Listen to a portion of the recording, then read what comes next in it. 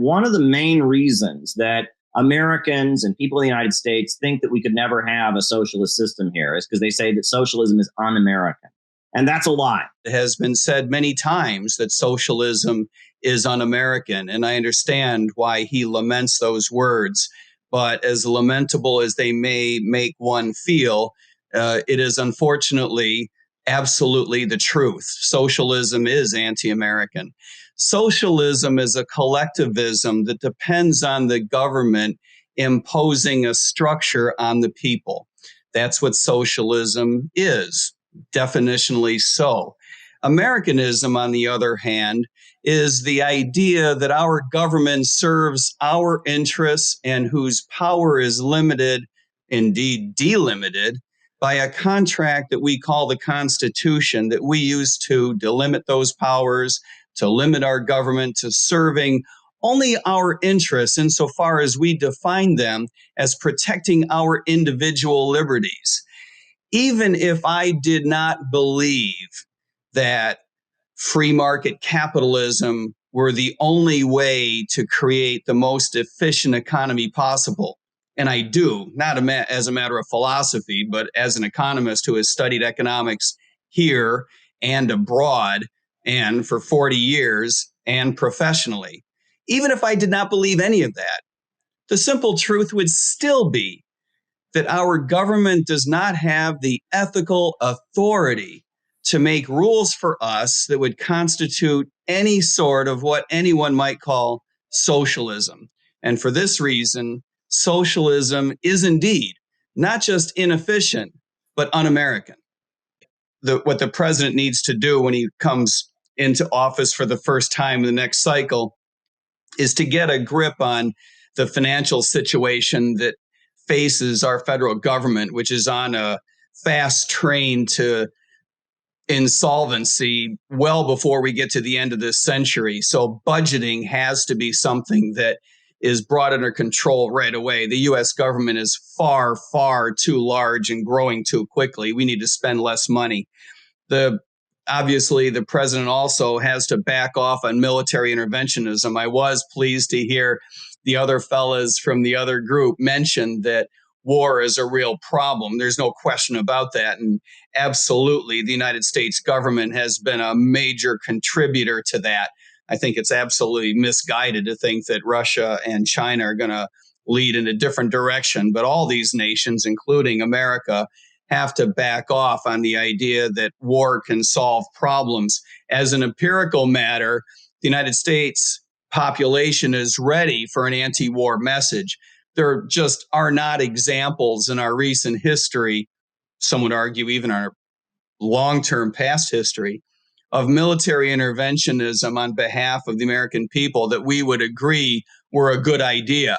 There just aren't those examples, and I think that the American population is ready for a fresh approach, which is to say, go back a century in terms of being open to the rest of the world, but closed to military-style interventionism. So that's something that the president has to work on right away. And then, of course, as Jorge mentioned, we need to get our monetary policy under control. The Federal Reserve System is full of great people, smart people, well-intentioned people. I spent more than a decade working very closely with many of the economists in the Federal Reserve System, both as a banker and as an advocate for free market development in the United States. So I have every respect. But the unfortunate truth is, and this is not just in the United States, by the way, our 100-year experiment in central banking has been an utter failure. It turns out that central banking is just, best efforts notwithstanding, incapable of solving or even damping the boom-bust cycle. We need to get a much harder currency. We need to replace discretionary monetary policy in the hands of the Fed with a rules-based system. I'm not suggesting we have to go back to the gold standard, but we do have to get our currency to be much, much harder. I don't believe that the U.S. dollar is in any threat of being replaced in the next couple of decades by any other currency out there, but I would love to see a robust competition to see which currency will be best over the next few decades. I think that competition has to include all other currencies in the world. I wish another government would back off its economy, firm up its currency, and give the US dollar a good run for its money. I don't see it happening, but I'm rooting for everybody to get in the game and try.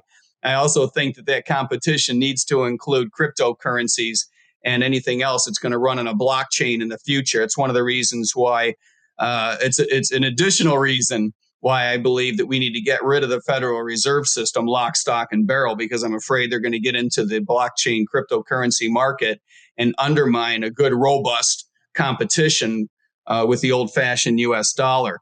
I would make banking regulation, by the way, completely at the discretion of those who are regulated. There is absolutely no empirical evidence to suggest that banks can't make better decisions on their own about who their auditors should be, who their regulators should be. Banks in the United States, by the way, have quite a bit of latitude today over who would regulate them, but they need much more discretion to make those decisions than they do now. The other things that the president needs to get on top of right away are appointing officials in the cabinet who would oversee these cabinet level agencies in order to bring them under control, both in a spending sense and in a regulatory sense. We need to get rid of the vast majority of cabinet level agencies in the U.S. federal government. The only way to go about that is to first make them largely irrelevant. Anyone who spent as much time in Washington as I did, anyone who spent that much time in Washington knows that to get rid of an organization, you first have to make it largely irrelevant. And so the object of the game would be to have appointees who shrunk down the footprint in regulatory sense and in a financial sense of everything ranging from the Department of Justice to transportation, energy, education, HHS, the whole ball of wax.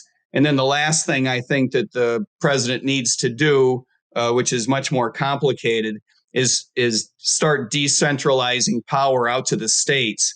We need a president in the White House who understands that not only does the entire government need to be less powerful, but the federal government in particular needs to be less powerful relative to the states, and they need to be less powerful relative to communities. There's a big ball of wax there, but we can take it on piecemeal. The whole idea that we have problems in this world that can be fixed with greater government control not only sends shivers down my spine, but absolutely runs in the face of all available empirical evidence that there's any reason at all to believe that any of that would work. It's a complete misreading of history to think that the Chinese government has contributed at all to lifting anyone out of poverty. Today, the Chinese gross product on a per capita basis would put the great bulk of the Chinese people under the poverty line in the United States. The only reason anybody is above what the U.S. would consider a poverty level is because of market reforms made in that nation over the past 20 years. The idea that the Russians have done anything to lift their people out of poverty because of socialism, that's just, I'm sorry, empirically, objectively speaking, that just didn't happen. It's just not true. The truth is, the only reason that the Russian economy has made progress is because of market reform. The reason that the United States standard of living and per capita product is so much higher than those nations, and I don't mean like 20% higher, I mean 5, 6, 7 times higher. And by the way, that gap is not closing. That gap is getting bigger on a per capita basis.